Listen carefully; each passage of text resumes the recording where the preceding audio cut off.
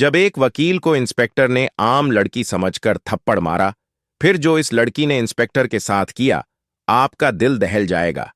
पूरी कहानी को समझने के लिए वीडियो को अंत तक देखें।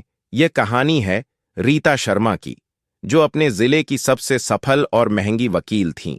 उनका नाम सुनते ही बड़े बड़े अपराधी और भ्रष्ट अधिकारी कांपते थे, लेकिन रीता को सादा जीवन पसंद था।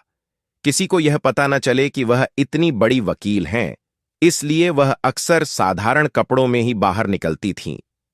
आज रीता अपनी मां के लिए कुछ विशेष फल लेने के लिए बाजार पहुंची। उन्होंने गांव की लड़कियों की तरह एक हल्के आसमानी रंग का सूती सलवार सूट पहन रखा था। उनके चेहरे पर कोई भी अहंकार या रौब नहीं था। देखकर कोई भी उन्हें एक आम, सीधी सादी लड़की समझ लेता। रीता एक छोटी सी फल की दुकान पर रुकीं, जिसे 60 वर्षीय श्यामलाल काका चलाते थे। रीता ने धीरे से कहा, काका जी, मुझे 1 किलो केसर आम दे दीजिए। इतनी सी बात हुई ही थी कि एक तेज आवाज करती हुई पुलिस की जीप दुकान के पास आकर रुकी। जीप से इंस्पेक्टर अशोक त्रिपाठी उतरा।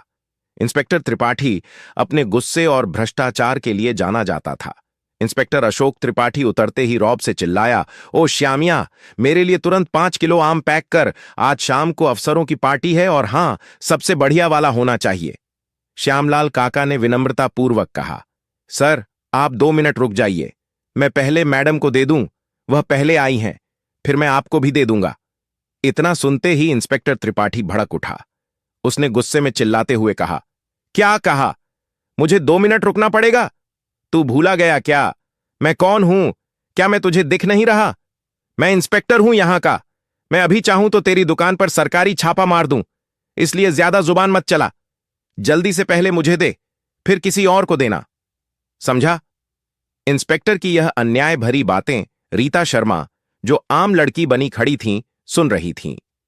वह ध्यान से देख रही थीं कि इंस्पेक्टर किस तरह अपनी ताकत का गलत इस्तेमाल कर रहा है और एक गरीब दुकानदार को धमका रहा है।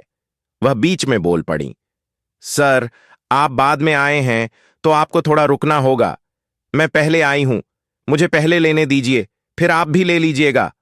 इसमें कौन सी बड़ी बात है? इंस्पेक्टर अशोक त्रिपाठी ने रीता शर्मा की तरफ घृणा से देखा। चूंकि रीता साधारण सूट में थीं, उसने उन्हें कमजोर समझ लिया। वह गुस्से में बोला, अब तू कौन है? तुझे दिख नहीं रहा मैं कौन हूं?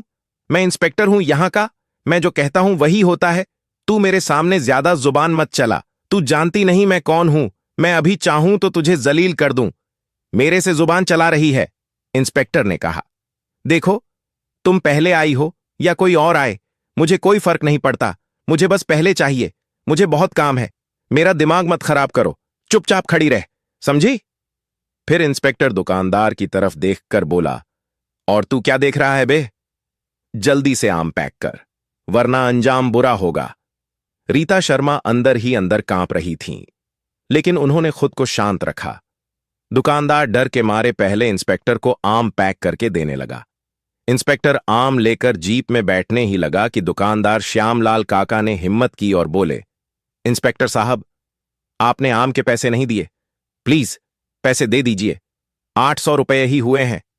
यह सुनते ही इंस्पेक्टर गुस्से से दहाड़ा, अबे साले, तुझे समझ नहीं आता? तू मुझसे पैसे मांगेगा? मैं यहां का इंस्पेक्टर हूं, समझा? जो मैं बोल रहा हूं वही कर, वरना अभी तुझे जेल में डाल दूंगा। तेरा परिवार तो भूखा मरेगा ही, ऊपर से तू जिंदगी भर जेल में सड़ेगा।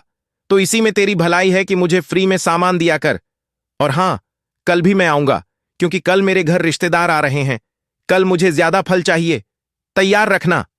यह बोलकर इंस्पेक्टर जीप स्टार्ट करके वहां से चला गया। पास खड़ी रीता शर्मा इंस्पेक्टर की बदतमीजी और उसकी गलत हरकत को देखकर भी कुछ न कर सकीं। वह गुस्से से भरी थीं, मगर फिर भी कुछ नहीं बोलीं। कुछ देर चुप रहने के बाद रीता ने दुकानदार से कहा, काका जी, ये इंस्पेक्टर आपको पैसे नहीं देता। ऐसे तो आपको बहुत नुकसान हो गया। क्या वह आपसे ऐसे ही सामान लेकर जाता है? कभी पैसे नहीं देता क्या? दुकानदार ने आंसू पोंछते हुए कहा, हां बेटी, यह इंस्पेक्टर कई बार मेरे से सामान लेकर गया है, लेकिन कभी भी पैसे नहीं देता। अगर मैं कुछ कहता हूं तो मुझे धमकाता है। कहता है कि तेरी दुकान उठवा दूंगा, तेरा परिवार बर्बाद कर दूंगा। ऐसी ऐसी धमकियां देता है कि मैं कुछ बोल ही नहीं पाता। वैसे बेटी, आप इन बातों को छोड़िए, यह लीजिए आपके आम। इस पर रीता शर्मा ने गंभीर और दृढ़ स्वर में कहा, नहीं काका जी, अब छोड़ना नहीं है। इस इंस्पेक्टर को अब अपनी वर्दी छोड़नी पड़ेगी। उसने न जाने कितने लोगों को लूटा है और आगे भी लूटता रहेगा। किसी को भी यह अधिकार नहीं कि वह किसी गरीब पर अत्याचार करे। यह कानूनन अपराध है और यह इंस्पेक्टर अपनी वर्दी का गलत इस्तेमाल कर रहा है। अब मैं इसे इसके कर्मों का फल दूंगी। यह सुनकर दुकानदार घबरा गया। उसने कहा, देखिए बेटी, यह थाने का इंस्पेक्टर है, कुछ भी कर सकता है। अगर आप इसके खिलाफ जाएंगी तो हो सकता है कि उल्टा आप पर ही कोई बड़ा मामला डाल दे। ऐसे लोगों से उलझना ठीक नहीं है, रहने दीजिए। इनका हिसाब तो ऊपर वाला ही करेगा। रीता शर्मा शांत लेकिन दृढ़ संकल्प से बोली, हां, ऊपर वाला तो है ही। मैं इस शहर की सबसे बड़ी वकील हूं। मैं जब चाहूं इस इंस्पेक्टर को सस्पेंड करवा सकती हूं। मैंने इसे पहले कभी नहीं देखा, इसलिए अब तक यह बचा हुआ था, लेकिन अब नहीं बचेगा। यह जो कर रहा है बहुत गलत कर रहा है। कल जब आप दुकान पर रहेंगे मैं भी आपके साथ रहूंगी। उस इंस्पेक्टर की सारी करतूत कैमरे में रिकॉर्ड करूंगी ताकि हमारे पास ठोस सबूत हो और आपको भी गवाही देनी पड़ेगी। मैं इस मामले को कोर्ट तक लेकर जाऊंगी और इसे जेल करवाऊंगी। कल मैं इसी समय से पहले आपके पास आ जाऊंगी और यहीं बैठूंगी। फिर देखते हैं वही इंस्पेक्टर कैसे बिना पैसे दिए फल लेकर जाता है। रीता ने अपने आम लिए और यह लीजिए 1000 रुपये मेरे और उस इंस्पेक्टर दोनों के आम के। दुकानदार चौंक कर बोला, आप उसके पैसे क्यों दे रही हैं बेटी? रहने दीजिए। रीता मुस्कुराकर बोली, देखो काका जी, मैं तुम्हें उसके पैसे इसलिए दे रही हूं ताकि तुम्हें नुकसान ना हो। रख लीजिए, काम आएंगे। यह कहकर रीता शर्मा ने पैसे दिए और घर चली गईं। उन्होंने अगले दिन का बेसब्री से इंतजार किया। अगला दिन सबूत और अन्याय की पराकाष्ठा। दूसरे दिन सुबह सुबह रीता शर्मा दुकान पर आ गईं और चुपचाप एक कोने में बैठ गईं। दोनों इंस्पेक्टर का इंतजार करने लगे। रीता ने दुकान के सामने एक छोटा सा गुप्त कैमरा लगा दिया ताकि इंस्पेक्टर की हर करतूत रिकॉर्ड हो सके और उनके पास ठोस सबूत रहे। करीब 1.5 घंटे बाद इंस्पेक्टर अशोक त्रिपाठी अपनी जीप से आया। उतरते ही दुकानदार से बोला, ओए, मेरा रिश्तेदारों वाला फल पैक करके रखा है या नहीं? कल मैं तुझे बोलकर गया था कि तैयार रखना। कहां है मेरा फल? जल्दी दे, मेरे मेहमान आ चुके हैं। इतने में उसकी नजर साधारण सूट में बैठी रीता शर्मा पर पड़ी। वह हल्के व्यंग में हंसते हुए बोला, अरे, ये भोली लड़की आज फिर यहां क्या कर रही है? कहीं दुकानदार के साथ तेरा... इतना कहकर वह रुक गया और फिर बोला, अच्छा, वैसे यह दुकानदार तेरा कौन लगता है जो तू आज फिर यहां बैठी हुई है? रीता ने शांत स्वर में जवाब दिया, यह दुकानदार मेरा भाई है और फालतू की बातें मत कीजिए, अपना काम कीजिए। इतने में दुकानदार ने फल पैक करके इंस्पेक्टर को थमा दिया। इंस्पेक्टर जैसे ही फल लेकर जीप की तरफ बढ़ा, दुकानदार ने कांपते हुए कहा, सर, फल के पैसे। यह सुनते ही इंस्पेक्टर का पारा चढ़ गया। वह लाल हो उठा और चिल्लाया, अबे, तुझे कितनी बार समझाना पड़ेगा? फिर मुझसे पैसे मांग रहा है। मैंने कल भी कहा था मैं पैसे वैसे नहीं दूंगा। मैं यहां का इंस्पेक्टर हूं और तू मुझसे पैसे मांगेगा? तुझे डर नहीं लगता? अभी चाहूंगा तो तेरा यह दुकान उठवा दूंगा और साथ में तुझे जेल में भी डाल दूंगा। इसलिए अपनी जुबान बंद रख, बिना वजह मेरा दिमाग मत खराब कर। दुकानदार ने घबरा कर कहा, इंस्पेक्टर साहब, आप रोज रोज बिना पैसे दिए सामान ले जाकर चले जाते हैं। दिन भर मेरे अच्छे कस्टमर नहीं आते, मेरा नुकसान हो जाता है। प्लीज कम से कम आधे पैसे तो दे दीजिए। रोज ऐसा करेंगे तो मेरा घर कैसे चलेगा? आप हमारे पेट पर चोट कर रहे हैं साहब, प्लीज पैसे दे दीजिए। इतना सुनते ही इंस्पेक्टर और भी गरमाया। उसने झट से दुकानदार के गाल पर जोरदार थप्पड़ दे मारा और गुस्से में बोला, तुझे अक्ल नहीं है क्या? कितनी बार समझाऊं कि मुझसे बहस मत किया कर। मैं तुम्हें कभी पैसे नहीं दूंगा, चाहे तू कितना भी बोले। अगली बार ऐसा कुछ कहा तो मैं इतना मारूंगा कि तेरे हाथ पैर तक नहीं बचेंगे। यह देखकर रीता शर्मा खुद पर काबू ना रख सकी। वह गुस्से से चिल्लाईं, इंस्पेक्टर साहब, आपको पैसे देने ही पड़ेंगे। आप यहां फल लेकर जा रहे हैं, फल फ्री में नहीं मिलता। यह कानून का उल्लंघन है। जनता के साथ ऐसा व्यवहार नहीं होना चाहिए। इंस्पेक्टर का गुस्सा और भड़क उठा। उसने अचानक रीता शर्मा के चेहरे पर भी एक थप्पड़ जड़ दिया और क्रोध में बोला, तू खुद को क्या समझती है? मुझे जुबान लड़ाकर बैठी है। तू मुझे जानती नहीं। मेरे से पंगा मत ले, वरना मैं ऐसा मारूंगा कि तू घर तक चलकर नहीं जा पाएगी। चुपचाप खड़ी रहे रीता दर्द में थीं, लेकिन उनका संकल्प और मजबूत हो गया। वह मन ही मन सोच रही थीं, अब तो यह इंस्पेक्टर बचने योग्य नहीं है। कैमरे में सारी रिकॉर्डिंग हो रही है। वह इंस्पेक्टर की ओर देखकर बोलीं, देखिए इंस्पेक्टर साहब, आप अपनी हद में रहें। आप यहां मुफ्त में सामान नहीं ले सकते। आप गरीबों के पेट पर लात मार रहे हैं। यह अन्याय है और किसी भी तरह से स्वीकार्य नहीं है। इंस्पेक्टर ने धमकी देते हुए कहा, अब समझा ये कौन है बे? यहां से भाग ले, वरना तेरे साथ साथ तू भी जेल जाएगा। इतना कहकर इंस्पेक्टर फल हाथ में लेकर जीप पर बैठ गया और तेजी से चला गया। इंस्पेक्टर के जाने के बाद रीता शर्मा ने कहा, अब वह सीसीटीवी कैमरा निकाल लीजिए। काका जी ने कैमरा निकाल दिया। रीता ने कहा, आज का काम यह है कि मैं ऑफिस जाऊंगी और एसपी मैडम से बात करके इस इंस्पेक्टर को बर्खास्त करवाने की तैयारी करूंगी। आप गवाही के लिए तैयार रहिए।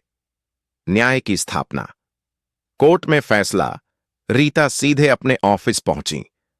उन्होंने वीडियो रिकॉर्डिंग देखी। मन ही मन उनका गुस्सा और बढ़ गया।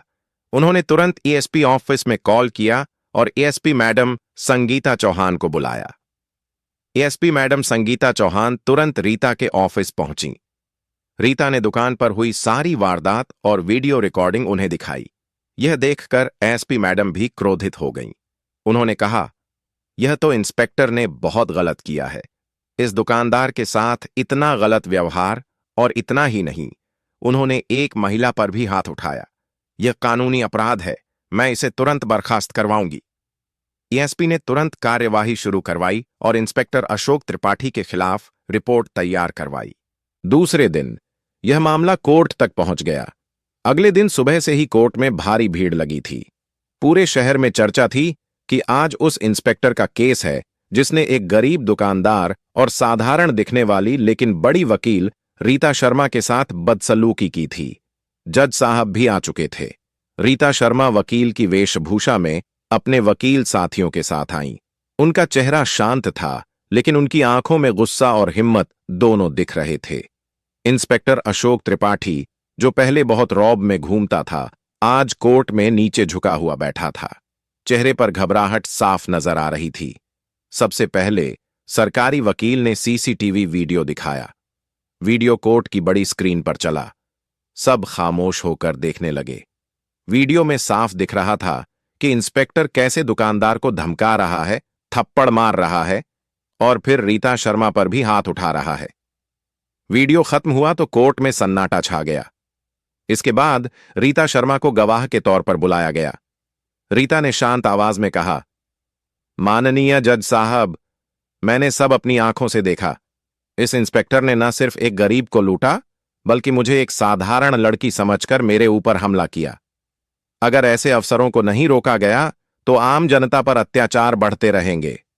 दुकानदार श्यामलाल काका ने भी कांपते हुए सच्चाई बताई। अंत में अदालत में फैसला सुनाने का वक्त आ गया था। जज ने कहा, अदालत के सामने सारे सबूत साफ हैं। इंस्पेक्टर अशोक त्रिपाठी ने अपने पद का दुरुपयोग किया है। उसने आम नागरिक को धमकाया, मारा और सरकारी पद की गरिमा को ठेस पहुंचाई। यह कानून के खिलाफ गंभीर अपराध है। इसके बाद जज ने आदेश सुनाया। इंस्पेक्टर अशोक त्रिपाठी को उसके पद से तुरंत बर्खास्त किया जाता है। अदालत उसे 4 साल की सश्रम कारावास, सख्त जेल और भारी जुर्माना सुनाती है। विभाग को आदेश है कि उसे हिरासत में लेकर जेल भेजा जाए। यह सुनते ही कोर्ट हॉल में सन्नाटा छा गया। इंस्पेक्टर का चेहरा उतर गया। पुलिस के सिपाहियों ने उसे हथकड़ी लगाई। बाहर मीडिया ने रीता से पूछा, मैडम, अब आप क्या कहेंगी? रीता बोली, मैं बस इतना कहना चाहती हूं कि अब किसी गरीब को डरने की जरूरत नहीं है। कानून सबके लिए एक जैसा है। मैंने साधारण कपड़े इसलिए पहने थे ताकि मैं देख सकूं कि आम जनता के साथ कैसा व्यवहार होता है। आज न्याय की जीत हुई है। कोर्ट का यह फैसला उस दिन सिर्फ एक आदमी के लिए नहीं, बल्कि पूरे शहर के लिए मिसाल बन गया। रीता शर्मा ने साबित कर दिया कि सबसे बड़ी ताकत न तो वर्दी है और न ही दौलत, बल्कि सत्य और न्याय का संकल्प है। दोस्तों, ऐसी और वीडियो देख लेके चैनल को सब्सक्राइब करें और वीडियो को हाइप करें